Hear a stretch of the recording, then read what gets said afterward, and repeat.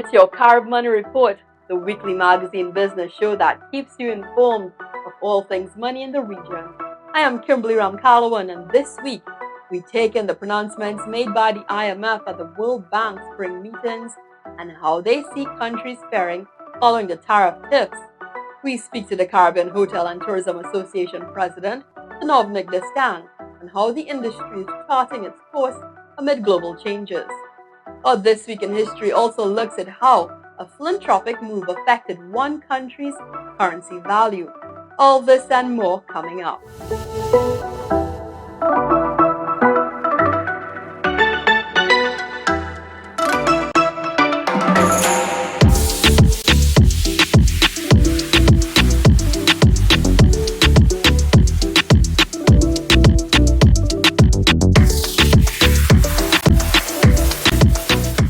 Tariff talks and the impact on economies around the globe continue to dominate conversations, including those at the World Bank spring meetings held in Washington, D.C. this past week.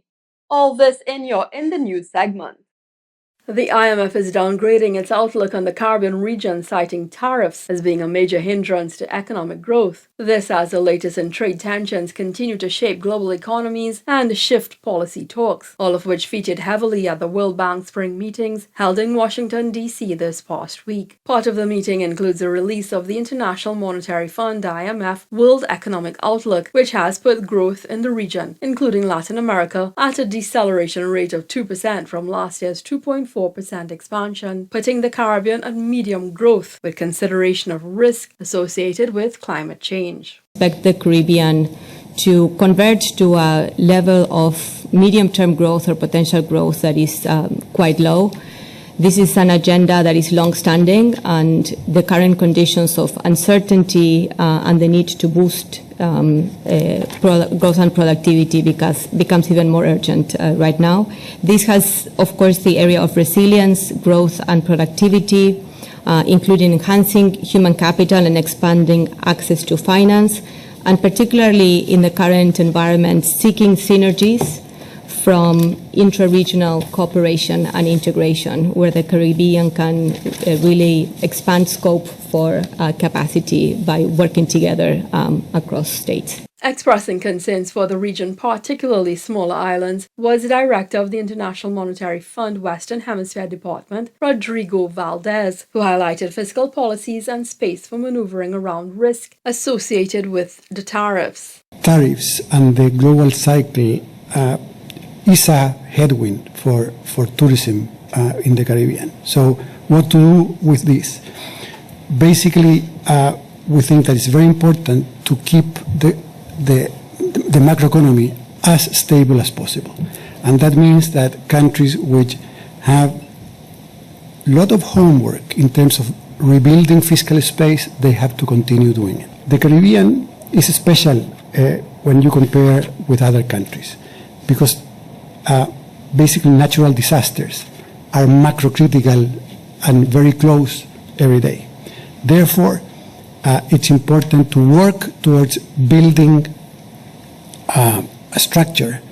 Earlier this week, despite global policy shifts and mounting uncertainty, the outlook placed Guyana to be one of the world's fastest growing economies in 2025, with the IMF projecting a robust GDP growth of 10.3%. As for the Bahamas, the IMF slightly upgraded its 2025 economic growth forecast, projecting a 1.8% increase, up from 1.7% previously. The improvement contrasts the global economic outlook, which has been downgraded amid growing uncertainty and turbulence in trade policies, particularly from the United States.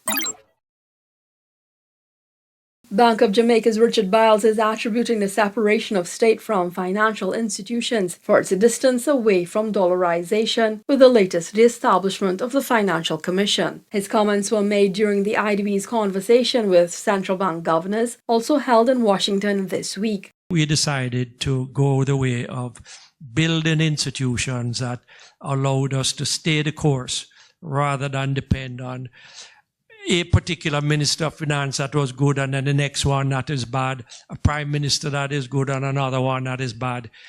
So what we have opted for is to build all of the institutions that are independent of government and to keep us on track. And I think that's an alternative route to dollarization. I'm not saying it's better, I'm just saying that's the route we chose. And with many regional neighbors facing the possibility of growing inflation, the BOJ governor explained just how confident Jamaica is able to withstand such external shocks.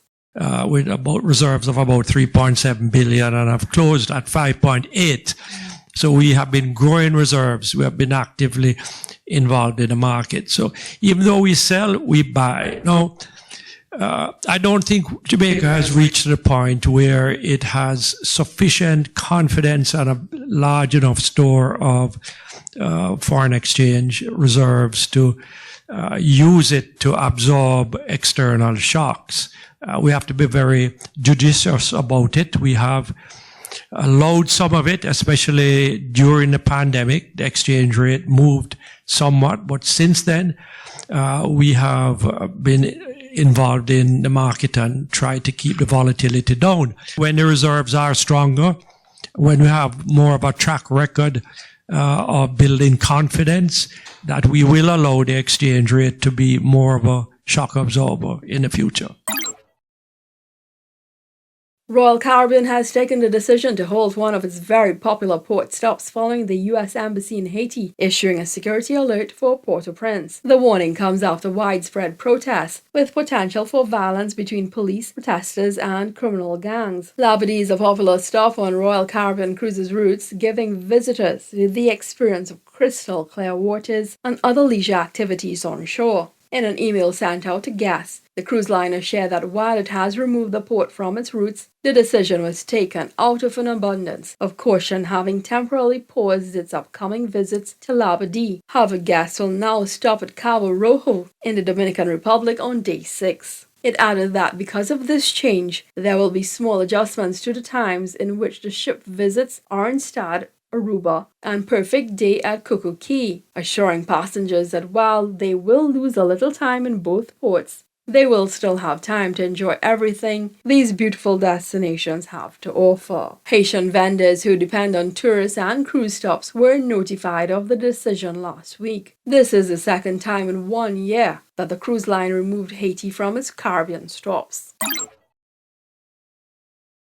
Caribbean leaders are defending their citizen via investment programs as it provides much needed GDP growth for their countries, especially post-pandemic. The controversial topic dominated talks when several regional leaders converged in Antigua and Barbuda this week for its Caribbean Investment Summit. Host Prime Minister Gaston Brown shared his take on the CBI and what his country is doing to strengthen the framework, all while trying to maintain their competitiveness. No program is foolproof.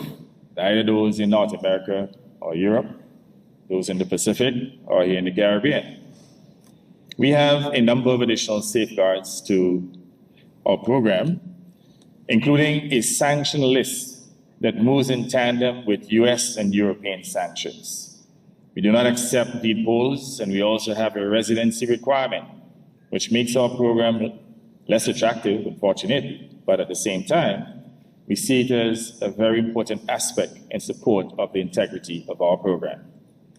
We welcome the harmonization that is currently in progress among Caribbean CIP programs, including the establishment of the Regional Regulatory Commission, which we hope to have fully operationalized far before the end of the year. Making a case for its CIP, the St. Lucian Prime Minister shared it was a matter of sharing the revenues with its people through its provision of affordable housing and adaptation to climate change. 55 million revenue from the CIP went into that. The remainder of the CIP funds was used for debt reduction. It's also used for funding several capital and poverty reduction programs. We passed in Parliament a sovereign wealth fund, And we're going to be taking some of that money from the CIP to put into the SWF, basically for our mitigation and adaptation for climate change. Dominica's Prime Minister Roosevelt Scarrett, however, shared that it should not be governments alone carrying the burden of these programs, as everyone benefits.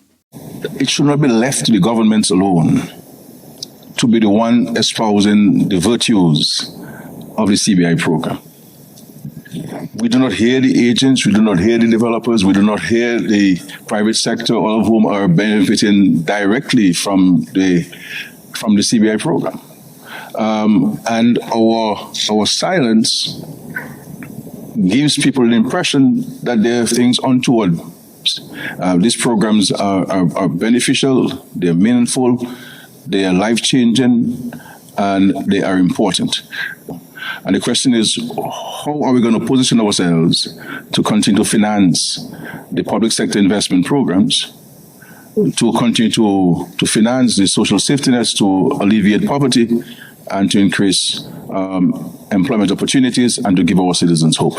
In March, the EU Parliament Committee stated that it was considering imposing visa restrictions on Caribbean nations with citizenship by investment CBI programs, potentially ending visa-free travel to the EU for citizens of these countries. The IMF projecting the state of economies amid trade wars. We take a break now. When we return, Sanovnik Destang from Caribbean Hotels and Tourism Association chats with us. We want you to advertise with us. Join us as the premier business magazine and news outlet covering the Caribbean. Contact us today at 868-783-5094. Welcome back. With the rollout of tariffs, tourism is one industry also facing the brunt of impact. To explore how our region's sector is faring, we turn to CHTA President Sanovnik Destang, who joins us for this interview via Zoom. Good day. We are now joined with Caribbean Hotels and Tourism Association President Sanovnik Destang. Good day, Mr. Destang. Good day. How are you? I'm fine. Thanks for joining us today. We just wanted to get an idea, jump into today's topic on conversation. With the latest tariffs imposed, how do you see this affecting tourist arrivals in the region, with target customers now having a diminished disposable income to spend on vacation? Well, it certainly is a concern. We had two things that caused us concern. One was tariffs, but also the proposed port fees that would have been placed on ships built in China, which would have had an increase, according to Tropical Shipping, of about 2,500 on an average 20 or 40-foot container, which would have had an impact, an inflationary impact on us in the Caribbean, on our costs and our expenditure as well. It caused us enough concern that as a CHTA, in collaboration with CTO and CARICOM's private sector organization, the CPSO, we made a submission officially to the U.S. Trade Representative, USTR, ahead of the deadline. I think it was earlier this month, indicating our concern, not just for Caribbean tourism, but the impact that it would have on Florida-based businesses in the U.S. itself. The amount of trade that is done between the U.S. and the Caribbean is not inconsequential. We're talking hundreds of millions of dollars, a lot of it in food and beverage from hotels, who, despite our efforts, are trying to be a bit more sustainable and sourcing more locally. There's still quite a bit that is imported through the U.S. For our population, including the hotel and tourism industry. So it would have had a tremendous impact, and we made some very good recommendations, including exempting short shipments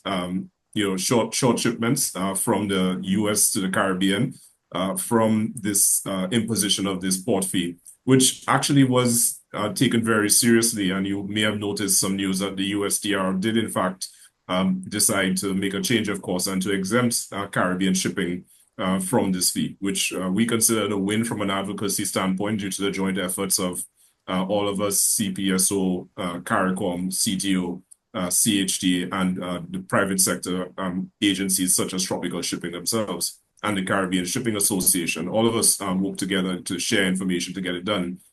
But in terms of the impact of even if that exemption has taken place, there is still going to be an impact on the US economy if these tariffs go through, because it will have an inflationary impact. So far, we have not necessarily seen a slowdown per se, but there is concern, particularly for consumers who are the middle market. The prevailing thought is that luxury travelers may not necessarily be as impacted. But the Caribbean, as you know, is very diverse, and we attract persons from various different income demographics. And there is a thought that the middle market will be severely affected by this, and that might have an impact on their disposable income and on their willingness and ability to travel. If so be the case, we're likely to see an impact on growth in tourism, especially in the fourth quarter. There is already some concern for persons who rely on business from groups. From group business from the United States, that it already is having an impact on their group business. We have one tour operator who is in a niche adventure market who depends on group business, who's already seeing a dramatic slowdown in business, outbound business to the Caribbean from coming out of the US. So it is a cause for concern. There's only so much control, I guess, we have over it. Realistically, we've done our advocacy, we've made our representations, some of which have been listened to, fortunately. But it means that more than ever, we need to ensure that we diversify where we get business from. Obviously, Canada, the UK, but even from within the region itself, it's still unbelievably difficult to travel within the region. Just getting from where I am in St. Lucia to where you're based in Trinidad, not enough flights. That was certainly a concern that was raised through CHJ at the CARICOM level as something that we need to pay attention to. The frequency, but also the cost of flying in the region and the taxation of regional airfare causes some concern. And we've been talking about it for decades, but I'm hopeful that we will not waste a good crisis, so to speak, and take advantage of the opportunity we have to strengthen intra-Caribbean travel, to diversify us, particularly in the second half of this year and beyond. You mentioned having that travel and allowance. I know we have that issue with traveling to certain islands and having to ensure that you have a US visa in order to come to certain destinations. Yes. How do you see this uniqueness, the tying in this Caribbean, bringing the Caribbean closer and selling itself as a singular entity, a singular destination in its marketing strategy, if it is to hold on its marketing share of tourism? A lot of people, because of these restrictions, they would tend to opt to other destinations. What could the Caribbean do here in order to strengthen its marketing strategy and its selling point as a region? Well, I think the first thing is to make it more affordable to travel within the Caribbean. The reality is that in many cases, half of the price of a intra-Caribbean travel ticket is taxation. And while we understand that our governments need taxation to invest in infrastructure and so on, it's one of those things where if you take the bold step, as I know at least one Caribbean island is going to do this summer, if you take the bold step of reducing the taxation on that intra-Caribbean travel, you will get it on the back end, because Caribbean people do spend money when they come to the destination. They do stay in hotels and Airbnbs and villas. They go out and about. They spend more outside. That's certainly a trend we've seen. And at Bay Gardens Resorts, about 30% of our market is Caribbean people or Caribbean diaspora. So we know very well the spending pattern. And I think that the studies have been done. So that's the first thing. Secondly, we definitely need to see and market ourselves as one Caribbean, but with many destinations. It won't just encourage intra-Caribbean travel, but it will encourage longer stays from our source markets. We did at the CHD last year for the first time a multi-destination farm trip where I think we showcased the media that you can do multi-destination travel. And the 3 islands we did was St. Lucia, Jamaica, and Barbados. It's certainly something we want to do again, to showcase that despite the challenges, there are opportunities to have split stays, which would lead to longer stays overall when people travel, and greater overall expenditure for all of us. We've been talking about it for quite some time. Finding the right funding mechanism to do it as a regional level has often been a bit of a challenge. But like I said, I think we're in a situation right now where we must not waste a good crisis. We've recovered so incredibly well from the COVID-19 pandemic, and for the most part put it in the rearview mirror, with one exception, and that is intra-Caribbean travel. That is the one area of travel and the one segment that has not recovered fully. In St. Lucia, for example, the Caribbean itself was our second largest source of arrivals after the US, ahead of the UK. Now it's a very distant third, and it's not even 70 or 60, 70% of what it used to be prior to COVID. So we still have a lot of work to do, but the first step, I think, is to make it more affordable, because the demand is clearly there. People do want to travel. Caribbean people are still searching for travel, say, to St. Lucia. So Trinis and Bajans are still looking and Googling travel to St. Lucia as much as they were before. The problem is they can't get there, or they find it too expensive to get there. So we're already doing a good job of ensuring the demand is there. I think as well, we need to take a page from the books of some islands that do well with intra-Caribbean travel, in terms of, like St. Lucia, for example, had a Caribcation promotion for a long time. And it's actually a separate brand where we specifically market to Caribbean people in terms of, yes, having lower rates specific to the CARICOM market and the Caribbean market, but also showcasing things that interest them. Caribbean people are not, fly and flop, sit on a beach people. They do that, obviously, but they like to go out and about. They like to experience the festivals. They like to experience the nightlife. They like to experience the culinary scene and see things that are different and the culture. That's very, very important to them. And I think that we need to showcase that. Very often when we market to the Caribbean, a lot of islands, including St. Lucia at times, focus so heavily on jazz and carnival and the events, but there's so much more than that. And there's so many more opportunities for Caribbean people to travel throughout the year to each other's destinations and experience something familiar but different in somewhere that's closer to home.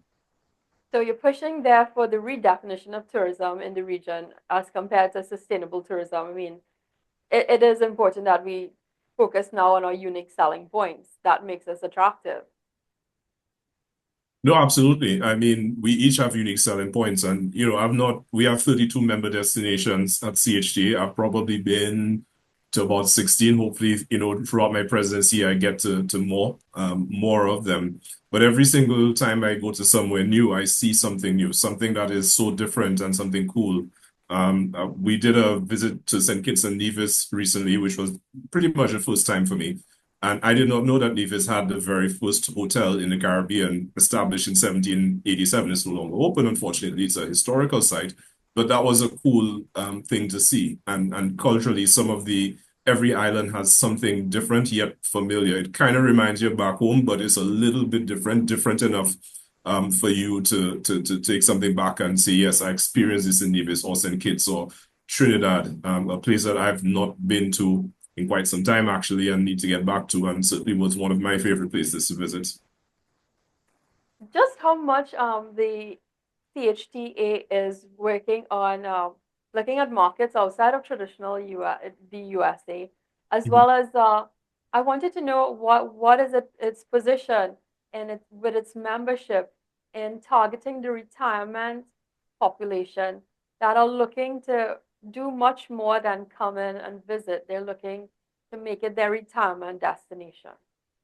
Yeah, I know during COVID, some destinations did a very good job of having these visas that allow you to stay a little longer, those 6 months visas. I think we went away from it a little bit as a Caribbean when things went back to normal and even beyond normal in some cases.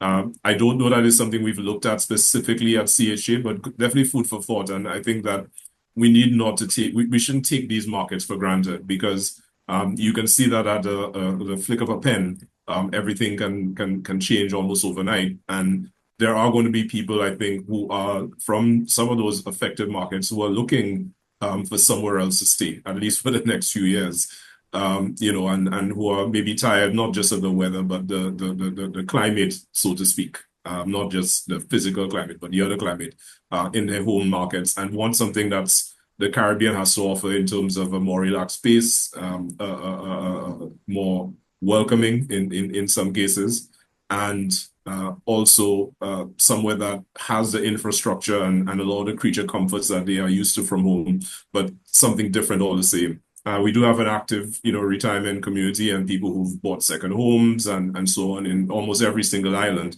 But there's still lots of opportunity there, and I think it needs a bit more attention and diversification away from the traditional, because while the US traditional market may not necessarily have dried up, it's still very much there. It is a bit rocky right now, and it means that we need to look at other markets, such as what you just mentioned. Thank you very much, Mr. Destang, for enlightening us on what's happening with the tourism sector in the region. And we want to thank the Caribbean Hotels and Tourism Association for joining us. We pause for a few messages. When we return, we check up on the region's top traders on the stock market. Stay with us. We want you to advertise with us. Join us as the premier business magazine and news outlet covering the Caribbean. Contact us today at 868-783-5094.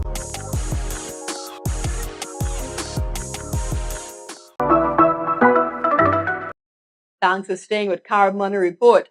This week, regional conglomerate Massey Holdings sought a $600 million loan and debt refinancing, announcing it via the Trinidad and Tobago Securities Exchange Commission. It's now time for market trends.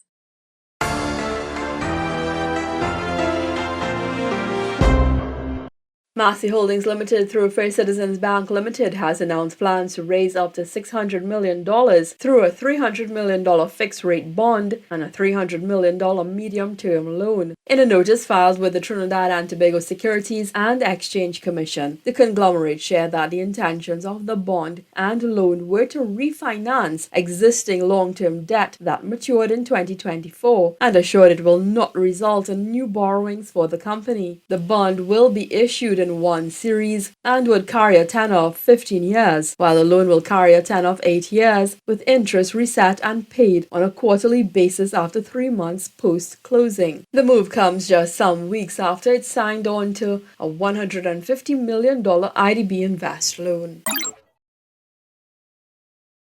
Moving to other market news, Eastern Caribbean Securities Market reported a total of 1,100 shares valued at 13,320 EC dollars traded for this week. Overall, there was one security traded for the week, which was East Caribbean Financial Holdings Company Limited, capturing 100% of the market shares and traded firm at $12 per share.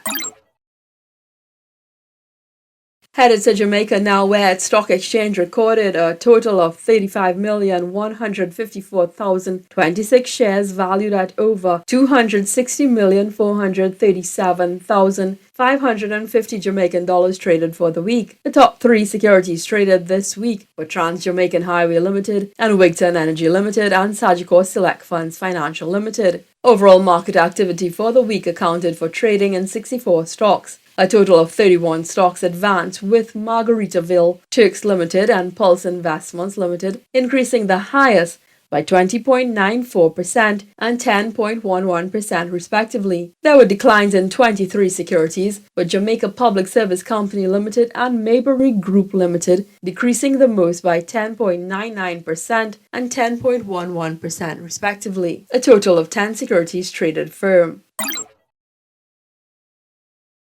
The Barbados Stock Exchange ended the week reporting a volume of 1,812 shares valued at 3,376 Barbadian dollars traded on a regular market. The fixed income market recorded 176,482 shares traded at 70 Barbadian dollars per share. The 3 top securities traded this week were Insurance Corporation of Barbados Limited at 1,300 shares, CIBC Caribbean Bank Limited with 260, and Epley Caribbean Property Fund SCC Value Fund with 200 shares. A total of 3 securities declined, 1 advanced and 22 traded firm. At the Trinidad and Tobago Stock Exchange, there were 0 put-through transactions for the week, while all market indices saw increases from 0.29% to 0.76%. A total of 10 securities advanced, with Angostura Holdings Limited and Unilever Caribbean Limited increasing the most by 5.34% and 5.02% respectively. There were declines in 8 securities, of which Whitco and One Caribbean Media Limited saw the largest falls of 7.72% and 3.3% respectively. 5 securities remain unchanged. Some interesting moves this week on the markets around the Caribbean. Carib Money Report takes a short break. We want you to advertise with us. Join us as the premier business magazine and news outlet covering the Caribbean. Contact us today at 868-783-5094.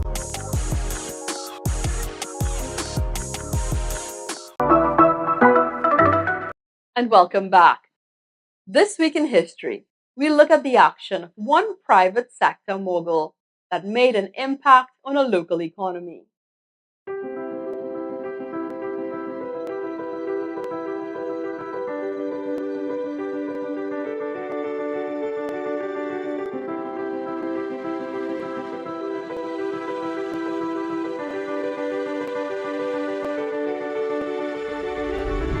It's been heralded as one of the most philanthropic acts in Caribbean history, the BSI, the Butch Stewart Initiative.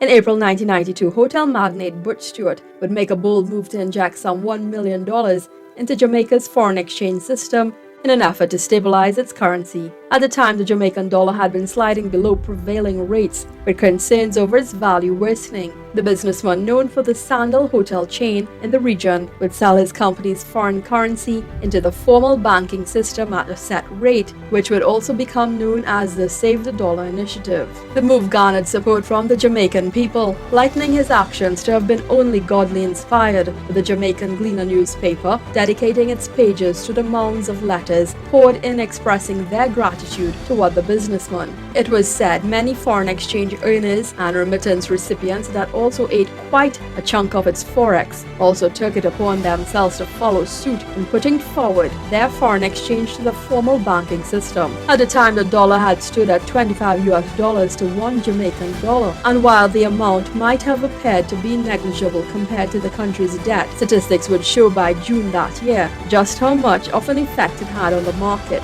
The impact was later described by former central bank governor Headley Brown as voodoo economics, but would go down in the Caribbean's history, finance, and economic textbooks as an initiative that brought stability worthy of recognition.